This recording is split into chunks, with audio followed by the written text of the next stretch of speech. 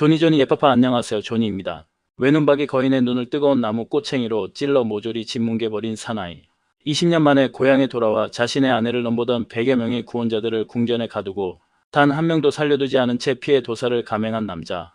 이게 바로 그리스 신화 최고의 지혜로운 영웅 오디세우스입니다. 그런데 범죄 심리학자들과 윤리학자들은 그의 행적을 보면서 아주 흥미로운 질문을 던집니다. 목표를 위해서는 거짓말, 배신, 심지어 자기 부하의 희생조차도 눈 하나 깜짝하지 않고 감행했던 이 남자는 과연 영웅일까 아니면 정신적으로 문제가 있는 사람이었을까요?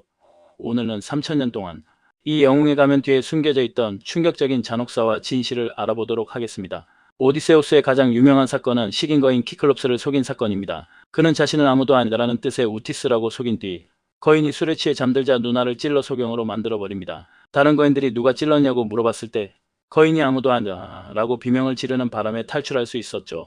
오디세우스는 천재 전략가이지만 그 행적을 살펴보면 소름 돋는 점이 있습니다. 오디세우스는 자신에게 걸림돌이 되는 동료라면 수단과 방법을 가리지 않고 제거하는 냉혹함을 보였습니다.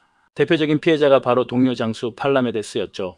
사실 팔라메데스는 과거 오디세우스가 전쟁에 안 가려고 미친 척을 할 때 그 거짓말을 단번에 파헤쳐 그를 전쟁터로 끌고 나온 인물이었습니다. 이에 깊은 원한을 품은 오디세우스는 트로이 전쟁터에서 적국과 내통했다는 가짜 편지와 그 말을 위조해 팔라메데스에게 첩자 누명을 씌웠고 결국 그를 억울하게 돌에 맞아 죽게 만들었습니다. 영웅이라는 화려한 이름 뒤에 숨겨진 지독하게 치졸하고 냉혹한 정적 제거였던 셈입니다. 그리고 귀향길에서는 6명의 부하가 괴물 스킬라에게 산채로 잡아먹힐 것을 알면서도 배를 돌리지 않고 그들을 제물로 바쳤습니다. 정면 대결과 명예를 목숨처럼 여겼던 아킬레우스와 달리 오디세우스에게 타인의 목숨과 도덕은 그저 목적을 위한 수단에 불과했던 것입니다.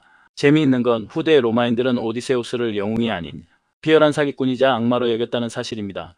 트로이의 후예를 자처했던 로마인들에게 오디세우스는 정당한 승부가 아닌 말 속에 숨어들어와 정숙하게 잠든 도시를 불태운 비겁자였습니다. 로마의 대시인 베르길리우스는 그를 음모의 발명가이자 잔인한 기만자라고 기록했죠.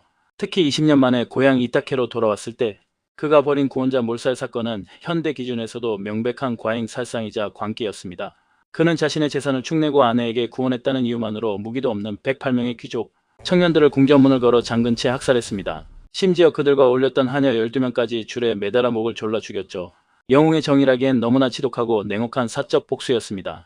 그렇다면 오디세우스는 정말 태어날 때부터 감정이 없는 사이코패스였을까요? 정신의학자와 역사학자들은 전혀 예상치 못했던 진단을 합니다.